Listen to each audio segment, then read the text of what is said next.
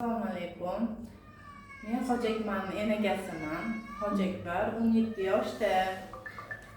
Hojiakbar oldinlari ranglarini ajrata olmasdi.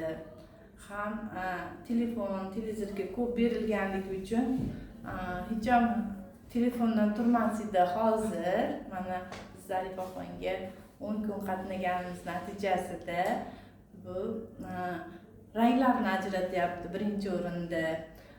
Keyin meva sabzavotlarni, hayvonlarni hammasini bilib oldi.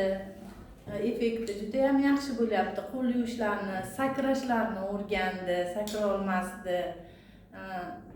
Qo'l yuvishlarni o'rgandi, ko'p narsalarni o'rgandi. Buning uchun Zarifaxonga kattakon rahmat. Shuning uchun effekti yaxshi natija bo'lgani uchun biz Zarifaxondan yana bir kurs lecheniya olmoqchimiz.